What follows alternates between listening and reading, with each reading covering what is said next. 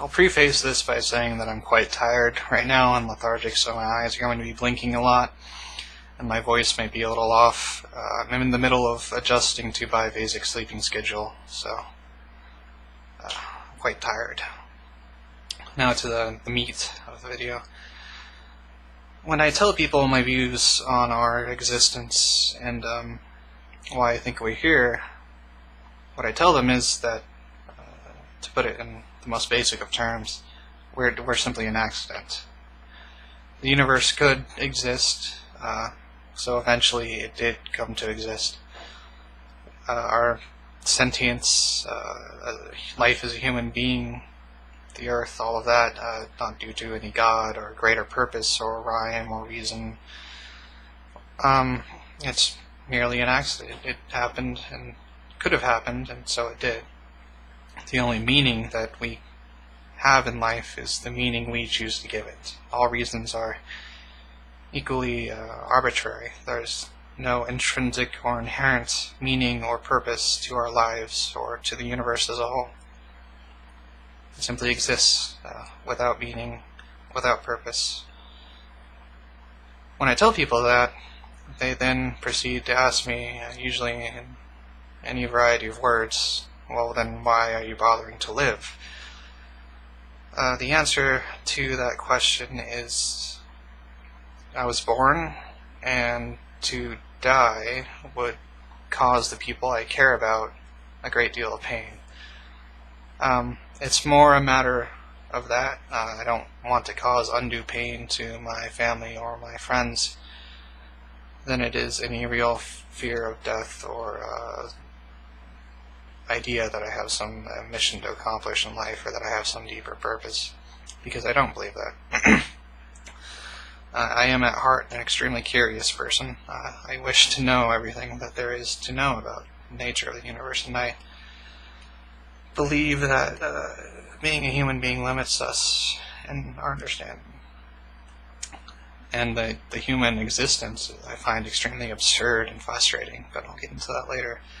Needless to say, if it wasn't for my friends and family and for the pain my death would cause them, I would just kill myself. To find out, not because I'm depressed or any sort of reason like that, but merely because I'm curious. I don't believe that this life has any intrinsic value or meaning, and so to kill myself wouldn't really be a big deal, except for the reason I mentioned earlier, causing pain to the people I care about. I don't want them to suffer for my personal impatience and personal curiosity. But if that were not the case, I would kill myself probably, and find out once and for all that the answer to the greatest mystery of our existence, is there a life after death, and if so, what is it? Personally, I find it highly unlikely that there is, given the nature of the human existence. Pretty much everything that makes us who we are is our memories, our experiences. So when the brain dies, memories are stored in the structure of the brain. When the brain dies and decays, those memories will also die and decay. And in that sense, everything that we are and ever were will also disappear. Our identity will no longer exist. So perhaps, I'm not saying that we don't have a soul, I think that's a possibility, some sort of something equitable to a soul, I guess, that might pass on, and I have my own theories about that. I will perhaps get into them at a later date, but not right now. So, to answer the question of why I live my life, I'm here, I was born. If I die at this point, it'll cause misery to people I care about that I don't want them to feel misery. So, that's why I'm here. We're all going to die eventually. So all I really have to do is just be patient. And while I'm living, I can use the tools at my disposal, my mind, to try to at least uncover some interesting things, or perhaps have a little bit of fun. But I really find the human life very absurd, because we have sentience. We are capable of understanding the universe. We are capable of at least to some extent. We're capable of understanding ourselves, our place in the scheme of things, and we're capable of great knowledge and imagining an endless number of things.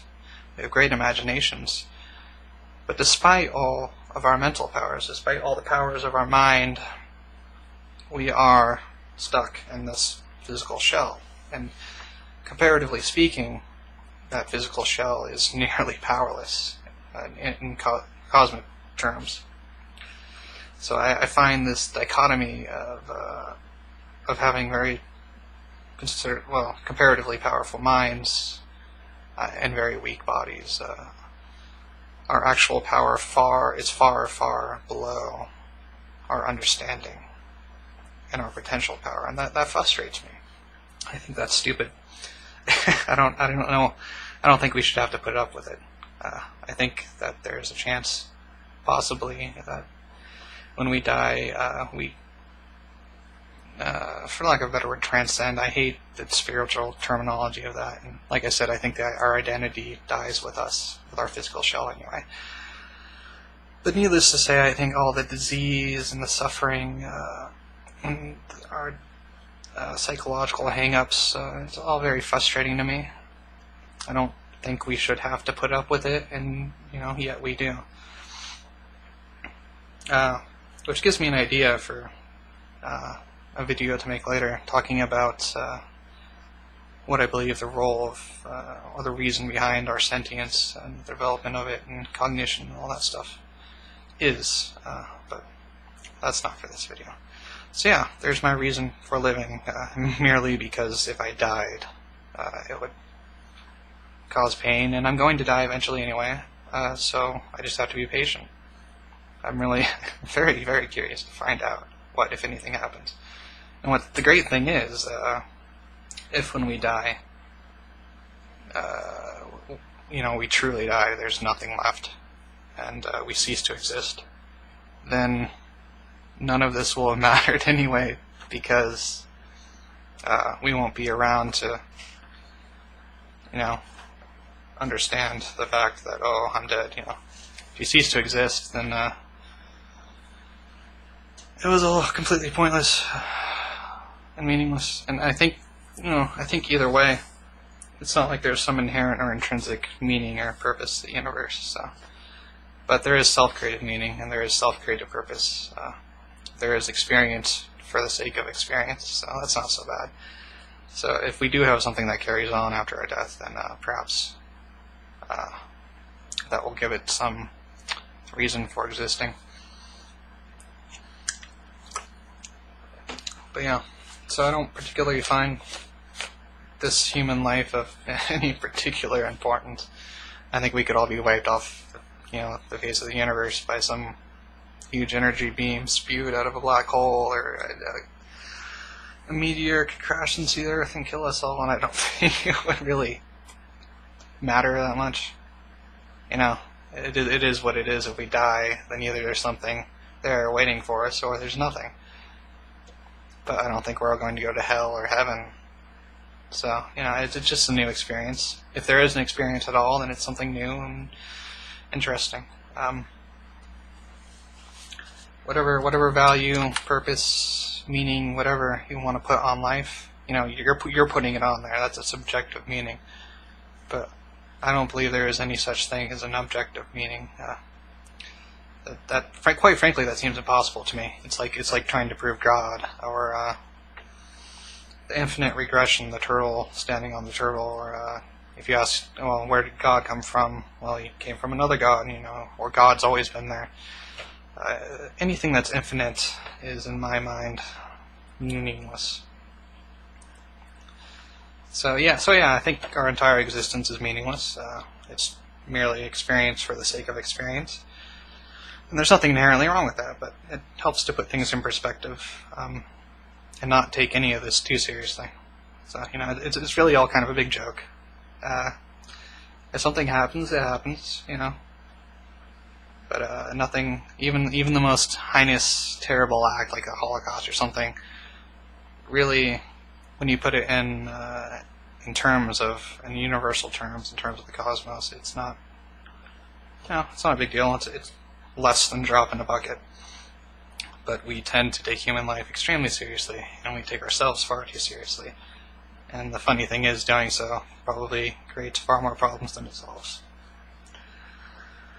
But that's the 10-minute mark.